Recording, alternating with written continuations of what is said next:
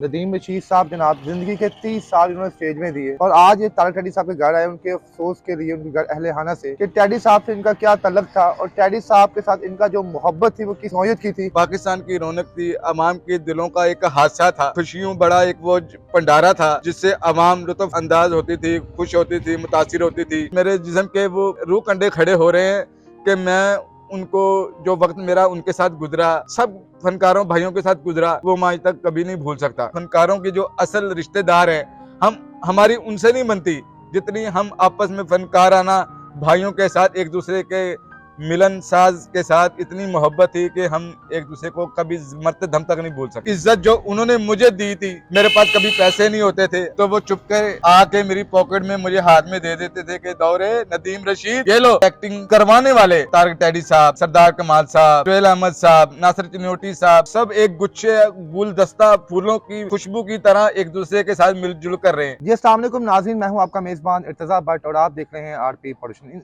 नाज़रीन, इंसान अपने काम से पहचाना जाता है। अगर आपका कद छोटा भी है और आप काम बड़ा है तो एंकर को मजबूर नीचे बैठना पड़ता है। नदीम रशीद साहब जनाब जिंदगी के 30 साल इन्होंने स्टेज में दिए और आज ये तारक टैडी साहब के घर आए उनके अफसोस के लिए उनके घर अहले खाना से। तो नदीम साहब जनाब, आपने फीका इन अमेरिका ड्रामा देखा होगा, वहाँ पे इनका एक मशहूर जो स्लोगन डायलॉग था, आ जाओ नदीम रशीद, जो जवाब वसीम का साहब कहते हैं, तो वहीं से जनाब ये पूरे पाकिस्तान में मशहूर हो गए। जहाँ पे भी जाते हैं लोगों को कहते हैं आ जाओ नदीम रशीद।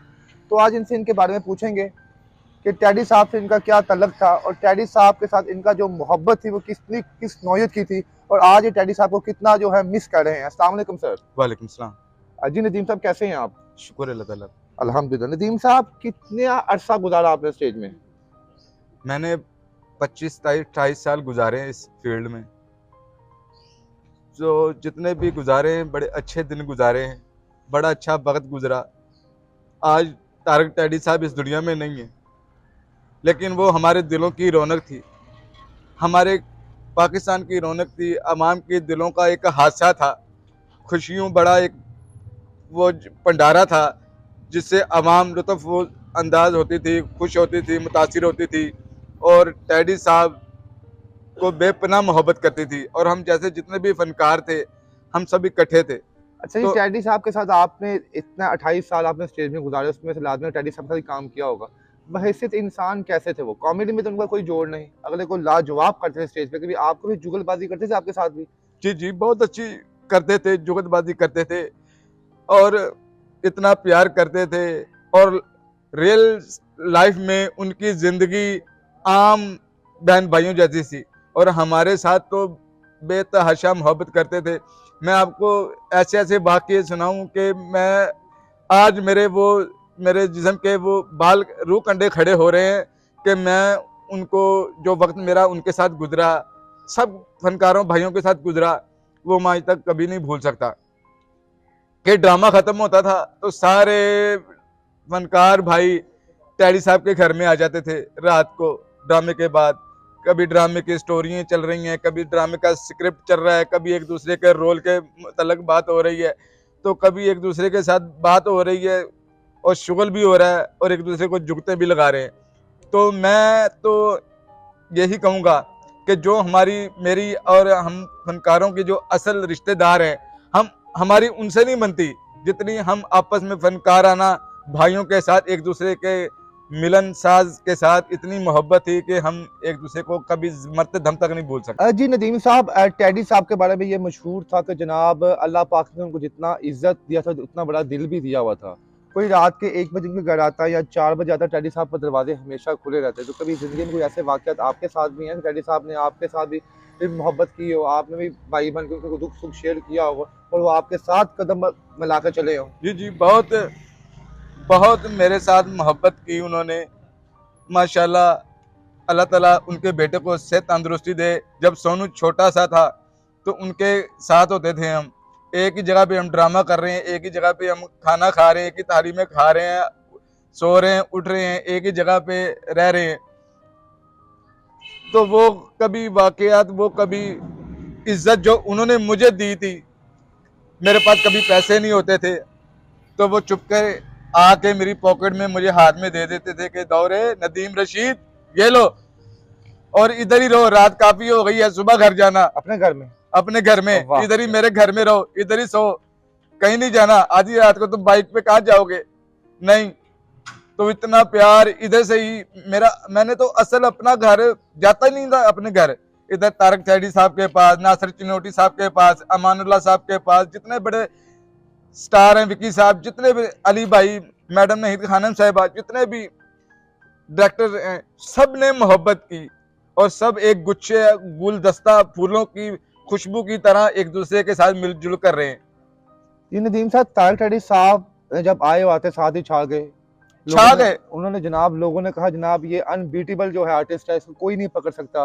तो मैंने देखा कि कभी कभार वो आर्टिस्ट जो उनसे मुकाबला नहीं कर पाते थे, ये उनको जान के एक दो जुगत ऐसी देते थे कि यार उसके लिए भी क्लैपिंग हो जाए। जी जी। तो आपके साथ भी सर ऐसे ही करते थे, जब आप कोई आंसर ना दे पाए खुद जान के खामोश हो गए वो? जी जी, जाहिर है वो फनकार थे और फनकाराना सलाहियत रखते थे, और जो नया आर्टिस्ट था उनको मौका देते थे, काम करने की सलाहियत देते थे, और उनको कहते थे कि भाई मैंने तुम्हें जुगत करनी है और एक जुगत के बदले मुझे तुमसे 5-6 जुगतें मुझे लगानी है तुमने।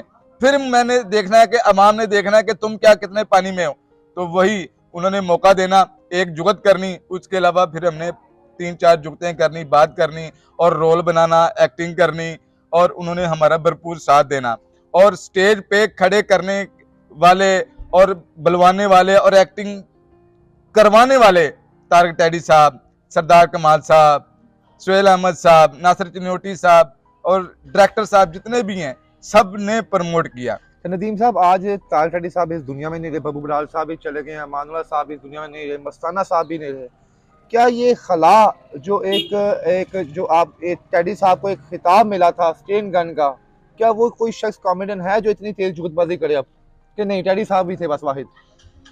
चैडी साहब का एक अपना मुकाम था, उनकी जगह कोई नहीं ले सकता, उनका मुकाम कोई नहीं ले सकता, क्योंकि इज्जत देने वाला अल्लाह, और अल्लाह ताला ने तारक चैडी साहब को इतनी इज्जत, इतनी शोहरत दी कि उन्होंने अपना मुकाम बनाया, अपना घर बनाया, अपने बच्चों की एजुकेशन इतनी अच्छी करवाई और उनको पाला पोसा, और आज वो इस मुकाम पे हैं कि उनके बच्चे उनके साथ खड़े थे, बीमार थे उनके बच्चे उनके साथ खड़े थे, बीमार थे उनके भाई उनके साथ खड़े थे, उनके फनकाराना बिरादरी उनके साथ खड़ी थी।